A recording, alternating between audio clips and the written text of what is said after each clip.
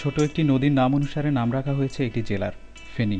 বাংলাদেশের মানচিত্রে ফেনী জেলার গৌরবময় ইতিহাস ও ঐতিহ্যের সাক্ষী সাগরস্নাত উপকূলীয় উপজেলা সোনাগাজী।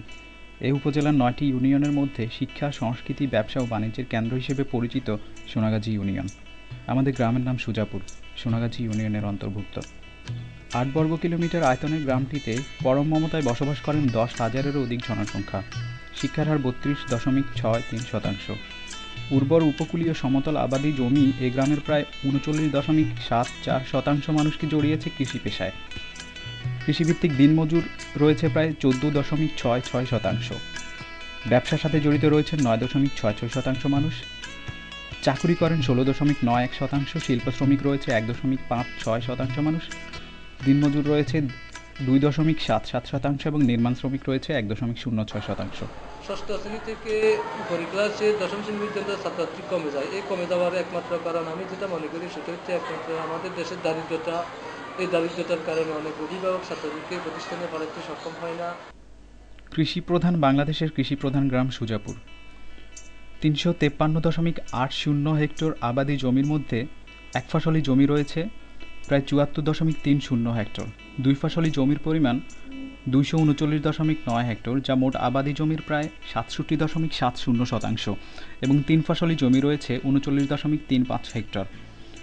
আমাদের গ্রামের প্রধান প্রধান ফসল হচ্ছে ধান, গম, ভুট্টা, আলু, সরিষা, সয়াবিন, মটর, খেসারি ইত্যাদি। সামুদ্রিক মাছের সহজলভ্যতা এই গ্রামকে করেছে প্রাকৃতিক সম্পদের আধার। মুহুরী নদীর তীরবর্তী এই গ্রামের একটা ক্ষুদ্র জনগোষ্ঠী নিজেদের জীবন বেঁধে নিয়েছে নদীর সাথে। গ্রামের বিভিন্ন শ্রেণী পেশার মানুষের মধ্যে অতীতকাল থেকেই সংগ্রামী মনোভাব, দৃঢ়প্রত্যয়ী উন্নয়নমুখী পরিবর্তন প্রচেষ্টা ও অতিথিপরায়ণতা লক্ষ্য করা যায়। আমাদের গ্রামে মাত্র ২টি প্রাথমিক বিদ্যালয় রয়েছে, যা বিদ্যমান জনগোষ্ঠীর চাহিদার তুলনায় অপ্রতুল। গড়ে প্রায় ৯৬ জন শিক্ষার্থীর বিপরীতে একজন শিক্ষক কর্মরত আছেন। তাছাড়া গ্রামের শিক্ষার্থীদের মধ্যে ঝরে পড়ার হার আশঙ্কাজনক। শুধুমাত্র সুজাপুরেই নয়, আশেপাশের গ্রামগুলোতেও কোনো হাই স্কুল নেই। নিকটতম হাই স্কুলের অবস্থান গ্রাম থেকে প্রায় ৫ কিলোমিটার দূরে উপজেলা সদরে। দূরত্ব ও যোগাযোগ অবকাঠামোর অব্যবস্থাপনা শিক্ষার্থীদের ভোগান্তিতে বাড়তি মাত্রা যোগ করে। বিদ্যালয়ে বিদ্যুৎ আছে, তবে গ্রাম অঞ্চলে বা আশেপাশে তেমন কোনো বিদ্যুৎ নেই। ইন্টারনেটের বিশেষ কোনো সুবিধা নাই। আমাদের বিদ্যালয় থেকে হাই স্কুল প্রায় ৫ কিলোমিটার দূরে। এখানকার ছাত্রছাত্রীরা ভোগান্তির মাধ্যমে দূর দূরান্তে যেতে হয় এবং এটা অত্যন্ত অসুবিধা হয়।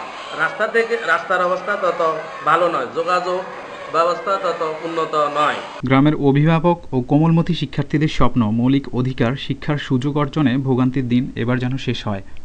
ঘনবসতির এই গ্রামে স্বাস্থ্যসেবার উৎস হিসেবে একটিমাত্র কমিউনিটি ক্লিনিক রয়েছে, তাও প্রতিষ্ঠাকাল থেকেই বন্ধ। ভাগ্য বিড়ম্বিত এই জনগোষ্ঠীর স্বাস্থ্য অধিকার নিশ্চয়তার স্বপ্ন অঙ্কুরেই বিনষ্ট হয়েছে। ৫ কিলোমিটার দূরবর্তী উপজেলা সদরে অবস্থিত স্বাস্থ্য কমপ্লেক্সের ভূমিকা বৃহৎ উপজেলাবাসী স্বাস্থ্যসেবা প্রদানে প্রয়োজনের তুলনায় অপর্যাপ্ত।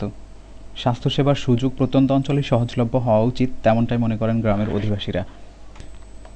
সুজাপুর গ্রামের প্রায় ২/৩ অধিবাসী এখনও বিদ্যুৎ সুবিধার আওতার বাইরে। তথ্য ও প্রযুক্তির চতুর্থ প্রজন্মে এসে এমন একটি গুরুত্বপূর্ণ প্রয়োজনকে স্বপ্ন বলে ভাবতে হয় গ্রামবাসীদের। সোনাগাজীতে দেশের প্রথম বায়ুবিদ্যুৎ কেন্দ্র প্রতিষ্ঠিত হলেও পরিকল্পনার অদূরদর্শিতার কারণে উৎপাদনে যেতে পারেনি কেন্দ্রটি। সুজাপুরবাসী আশা করে সুবিধাবঞ্চিত এ জনগোষ্ঠীর জন্য বিদ্যুতের বিকল্প উৎস সহজলভ্য করা হবে।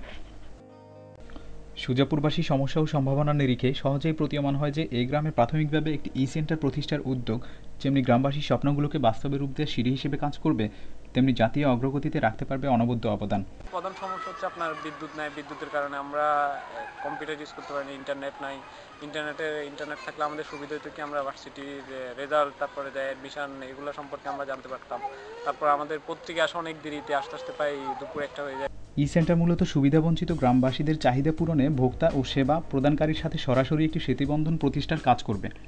পাশাপাশি সময়ের সাথে তাল মিলিয়ে তথ্য অধিকার বাস্তবায়নের জন্য কাজ করবে, যেখানে ভোক্তা ও সেবা প্রদানকারী উভয়েরই তথ্য বিনিময়ের সমান সুযোগ থাকবে। যুগটা যখন তথ্য প্রযুক্তির, তথ্যই হোক অগ্রগতির বাহন। শুভকামনায় শেষ করছি।